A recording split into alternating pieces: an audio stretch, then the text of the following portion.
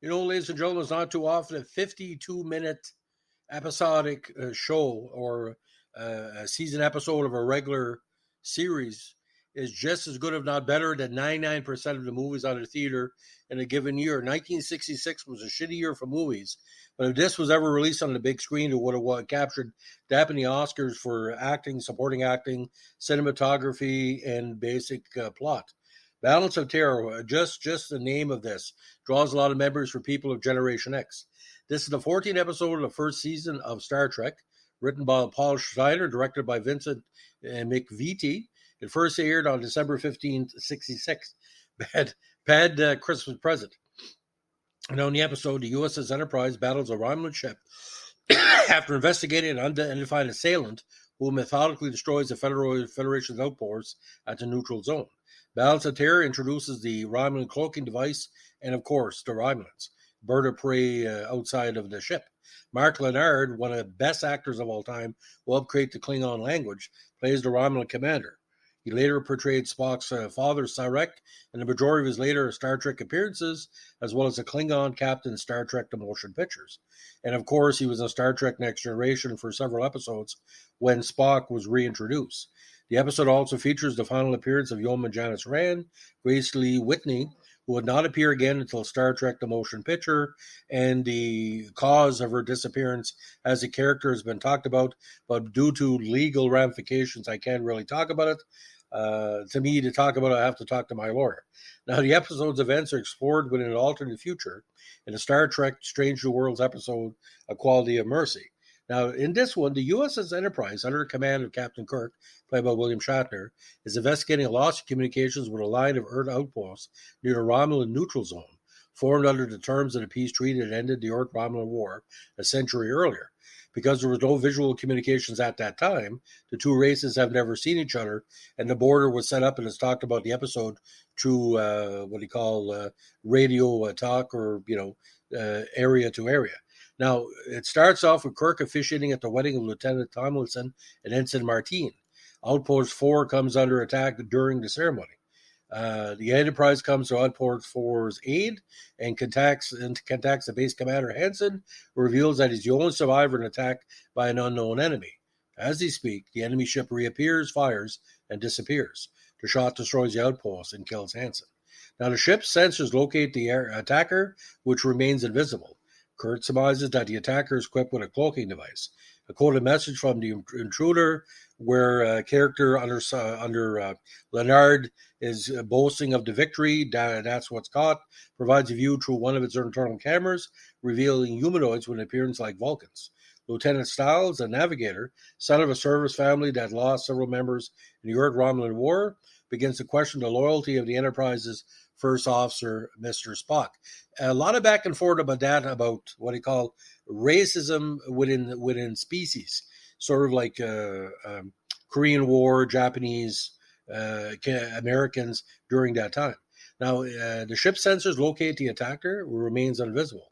Now, during a discussion of the Romulan ship's capabilities, Stiles suggests that the Enterprise attacked before it could reach the neutral zone. Spock agrees. He reasons that the Romulans are in fact an offshoot of the Vulcan species and have retained the martial philosophy of the Vulcan's ancient past, they would surely take advantage of any perceived weaknesses.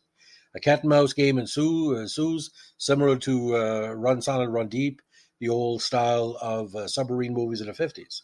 The Enterprise, which is faster and more maneuverable, tracks down the Romulan ship, which has the cloaking device and immensely destructive plasma torpedoes. However, the range of these torpedoes is limited, and firing one requires so much power that the ship must decloak first. Now, after several attacks, the Romulans, almost beating, plan a nuclear weapon amidst jettisoned debris, also a body of the commander's best friend. When Spock detects a metal case object, Kurt orders a point-blank phaser shot that detonates the nuclear weapon. The Enterprise is shaken by the blast, and many of the first crew are incapacitated, requiring Stiles to fill in. Kirk orders operations to work at minimal power and lure the Romulans in for a kill shot. Although the Romulan commander suspects Kirk's trap, Decius, a politically well-connected member of the command crew, pressures him to attack. When the Romulan ship decloaks to launch a torpedo, Kirk tries to spring his trap, but a coolant leak in the phaser control room incapacitates Styles and Tomlinson. Spock, whom Styles had called Vulcan and insulted as being unneeded in the control room, returns to rescue Styles and fires the phaser, mortally wounding the Romulan ship. Now, Kirk eventually hails the Romulans and at last communicates directly with his opponent, offering to beam aboard survivors. The Romulan commander tells Kirk that he regrets having met him in combat, saying that you and I are of a kind. In a different reality, I could have called you friend. Now, this is where the episodes hit to a level that nobody expected, because we all know what Kirk could do, and we all know what the Vulcan commander could do, but they're two of a kind. You would have been friends fighting on the same side. But it kind of harkens to the future where the Romulans basically had peace with the Federation, somewhat. He declines Kirk's offer to take off his crew, telling the captain it's not the Romulan way to be taken prisoner. The commander then triggers his ship's self-destruct system. The Enterprise only fatality is Lieutenant Tomlinson, the husband-to-be. Kirk goes to the chapel to offer comfort to a grieving Ensign Martine. So this basically keeps the theory going that the second half of the first season of Star Trek was just hitting it out of the park. Yeah, this was after Menagerie and different stuff. What really worked for me, because there's aspects of a lot of the Star Trek canon that's coming here. How close are the Vulcans to the Romulans? What's their background? Do people still believe in God because you're married in a church, technically, on the Enterprise? What would you do if it's a one-on-one battle, you couldn't see your opponent? So a lot of tactics are presented here. And I know military historians, especially Navy historians, really look at the episode as well researched. It didn't seem to be as important as it was at the time, but it's looked upon as one of the most accurate depictions of what you call non-contact battles, like submarine to submarine. Now, the very prestigious Star Trek Companion stated the episode was essential. It was a science fiction version of the submarine film, The Enemy Below, depicting a cat and mouse game between the Enterprise as the American destroyer against a Romulan vessel as a U-boat. Director Vincent McVitie has seen the 1957 film The Enemy Below, but only noticed the similarities between its plot and the episode later. He admitted, obviously, it's the same story. Now, a soundtrack cue in the chapel played during the opening scene of the wedding ceremony is the instrumental medley of the 19th century English song Long Long Ago by Thomas Haynes Bailey, and of course the bridal chorus by Richard Wagner. Now, the term photon torpedo was only invented for a later episode of Arena, but the same effect was used in this one, although still called phaser. Now, on September 16, 2006, Balance of Terror became the first digitally remastered Star Trek episode, featuring enhanced and new visual effects, computer-generated spaceships, and high-definition format. And obviously, because the special effects for the original version, which I saw, were terrible. Now, all core Star Trek regular background players have appeared in this episode, including Eddie Paskey, Lieutenant Leslie and a William Shatner stand-in, Frank Da Vinci, Lieutenant Brent and Leonard Nimoy stand-in, William Blackburn, Lieutenant Hadley and DeForest Kelly stand-in, Ron Vito Harrison, John Arndt Fields, and Jean Malone, Enterprise Yeoman, and stand-in for Grace Lee Whitney. Now, the episode is frequently praised by critics like me and regularly appears on lists of the best episodes of Star Trek. In 2016, the Washington Post ranked Balance of Terror the third best episode of the entire Star Trek franchise, noting that it investigates the connection between wars and race, that it shows both sides of a conflict in deep space. I would make a top 5 because Leonard Nimoy and Star Trek, obviously best of both worlds, but the initial contact with the Borg is the best in my opinion. Now, a 2017 article in the Washington Post, which ranked the 7 captains of Star Trek, included a special mention of the captain of a Romulan vessel, calling him the greatest alien captain. In 2016, Business Insider ranked Balance of Terror the best episode of the original series. In 2016, Sci-Fi ranked guest star Mark Lenard, the Romulan captain, as the 8th best guest star of the original series. That's bullshit. I don't believe that for a second. He's number 2, behind Khan. In 2016, Empire ranked at the 43rd best in the top 50 ranking of the 70 to 100 plus Star Trek TV episodes.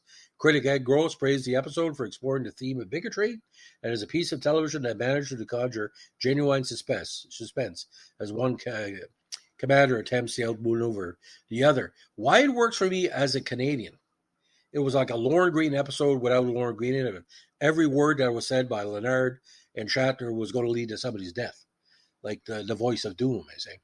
Now, Leonard, who portrayed the Romulan commander, returned in the episode Journey to Babel when he played Sarek, Spock's father. Leonard has a distinction of having playing a Romulan, Klingon, and Vulcan over the course of the series, the only actor to have done so. Now, Brian Fuller called the episode a favorite and a touchstone, which influenced the creation of the story arc in Star Trek Discovery. Now, again, the events of the episodes are revisited in a Star Trek Strange New Worlds episode, Equality of Mercy, where Captain Pike, played by Anson Mount, sees an alternative future wherein he's not disabled and has retained captaincy of the USS Enterprise. The difference between Pike and Kirk are highlighted, while Pike's preference for peace and mutual respect eventually gained the attention of the Romulan commander. The peaceful attempt to negotiate with the Romulans, who see the gesture as an act of weakness and determined that the Federation is likewise weak, causing restarting open war with the Romulans, has ultimately altered the future Kirk's brashness, cunning and luck that barely saved the alternative Enterprise. His qualities implied to be what prevented open war with Romulans in the original timeline. Now, comic book publisher IDW released a prequel called Star Trek Alien Spotlight and a sequel called Star Trek Romulans: The Hollow Crown. They are not part of the original Star Trek canon. Now, get this. When I first saw this episode, it was cut. I think it was CBC6 from Montreal. I only saw the full episode later on. It was 49 to 52 minutes. What's left on the cutting room floor, you couldn't run a commercial. Some locations ran it half and half because there was so much suspense going on. But it's so put together. It's Shakespearean. Mark Lenard is definitely one of the most cerebral. Like, he was great in Planet of the Apes, the TV series as well. And when he played Sarek, when he came on, he legitimized some of the movies. Like, not all the Star Trek movies are terrific. Star Trek Next Generation was reinvigorated when Sarek showed up, especially the episode when he was getting what he called Vulcan Alzheimer's, where you couldn't control his emotions. Now, Mark Lenard, John Colicos, William Shatner, okay? Three best commanders or captains in Star Trek history. You got John Delancey as well as a non-captain. So any expanded series that has, and of course Ricardo Montalban, you got Ricardo Montalban, John Colicos, Mark Lenard, all these top actors in Star Trek. Basically, there was no cheap actors in this. These were actors that could provide the great on the screen. So just a background, some of the key people in it. Again, Fred Steiner did the feature music. Cinematography by Jerry Finnerman. Now, Paul Kami, a very underrated actor, played Lieutenant Styles. Lawrence Montague played Odysseus, who showed up in Amok Time. I don't want to give away that one. Centurion, played by John Warburton. Stephen Mines, the unfortunate Lieutenant Robert Tomlinson. Barbara Baldwin as Lieutenant Angela Martin, whose character shows up later. Gary Wahlberg as Hansen, John Arnott as Fields, and Robert Chadwick as the Romulan scanner operator. The previous episode, of course, was Conscience of the King. Next was Shore Leave, and this was production 009, so some extra special effects delayed its presentation. But if you're going to watch 5 original Star Treks, or top 5, 2 menageries, so part 1 and 2, this, in my own personal opinion, very underrated Journey to Babel and Amok Time. So, I mean, and it's no surprise that Mark Lenard is in them. Now, where people don't really take this episode seriously, they think it's old hat and stuff like that. You had to be in a theater 12 years after the end of the war in 57, or a few years after that, to see the look on people's face involving U-boats, because of the Battle of the Atlantic, which took a lot of Canadian lives because we were running a lot of those boats. They were killed before they got there. This freaked out a lot of people. And what's kind of ironic in it, Scotty, James Doohan, a Canadian actor who was a veteran himself, he probably had maybe some PTSD from this. I was just chilled when I first saw it at the same time. How did he get away with this? With all the older people and the veterans' families watching that, it's a war classic, and not a shot is fired face to face. You don't see your enemy. It's like Battleship on acid. It's tremendous. I give it as 5 stars out of 5, or 5 Romulans out of 5. If you like what we're doing here, we're a Star Trek podcast. Let us know. We'll like, comment, subscribe, or share. And don't forget, if you like something about Star Trek, stick by it, because there's a lot of crap in all the Star Trek. Let's not even talk about Enterprise. Anyway, but this really, if you want a ghost story on a Halloween night, you play this. Be scared everybody like crazy. Thanks for listening. Bye.